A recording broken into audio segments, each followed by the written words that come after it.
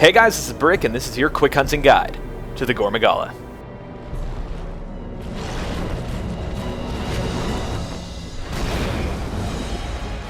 The flagship monster of Monster Hunter 4 Ultimate, the Gore Magala is a mystery with its strange frenzy virus and its similarity to the Elder Dragons. The Gore Magala's weakest points are its head and neck, with its legs and tail being a secondary weak point. The monster is also weak to fire, thunder, and dragons, so if you have a weapon that uses one of these, bring it along. This monster has 2 forms and a bunch of attacks, so let's get right into it. The most important thing you need to know about the Gore is its status ailment, the frenzy virus. Getting hit by any frenzy-related attacks will cause a small purple bar to appear underneath your name. This bar will slowly fill, and if it reaches the top, your natural health recovery will disappear and all frenzy-related attacks will do significantly more damage. You can delay the bar by using nullberries, but the only way to actually beat the virus is by getting aggressive. Dealing enough damage before the bar fills will grant you immunity to the virus for a short time and increase your affinity rate by 15%. It's going to be hard to avoid getting infected during this fight, so make sure you get aggressive when you see that bar come up. A basic attack, the Gore Magala will shoot a single projectile that travels forward until it reaches where the player was. This attack can travel along floors and walls and will also leave a pool of frenzy virus where it lands. Note that if you've already filled the bar on the frenzy virus, these pools will do damage over time. A variation of this, the Gore Magala will raise its head back before shooting out 3 projectiles in a unique pattern. The first 2 projectiles will travel out before curving and crossing the middle, while the third projectile simply goes straight. If caught in the middle of this, roll forward or backward to dodge the first 2, then move to the side to dodge a straight shot. A more close range attack, the Gore Magala will turn 90 degrees before creating 3 explosions in front of it. If you're far away, keep your distance, but if you're too close, roll towards the monster's back legs rather than away. This keeps you aggressive and keeps you out of the explosions. After looking over its shoulder, the monster will turn over 180 degrees, attacking with both its head and its tail. The attack from the head is more of a fake than an attack, and the tail covers a lot more ground than you think it would. For this attack, roll through the tail, get some distance, or roll underneath the monster. After a quick backstep, the monster will take 2 quick zigzagging steps forward. This attack will knock you around quite a bit, so try and get around or behind it. While airborne, the monster can shoot a line of explosives in front of its head. Keep your distance or be underneath the Gore Magala's back legs. After a quick swoop backwards, the Gore Magala will dive forward along the ground, knocking anyone around in its way. The Gore Magala can turn during this, so make sure you roll away even if it's not headed straight for you. While flying, the Gore can also shoot its single projectiles at you, so be aware. When the Gore Magala has had enough, it will transform and go into its frenzied state. The monster is broken out of this form easiest by aiming for the head. An attack I've seen kill many players, the Gore Magala will spark at the mouth before releasing 2 explosive lines. These lines move perpendicular to the monster's head and reach far out in front of it. Either keep some heavy distance up front or roll underneath its chest. After a quick brace, the Gore will use all 6 limbs to charge forward. Begin moving to the side as soon as you see it brace. If you can't get far enough to the side, try rolling between the wing and its legs. Another frenzy-only move, the monster will slam its wing limbs forward.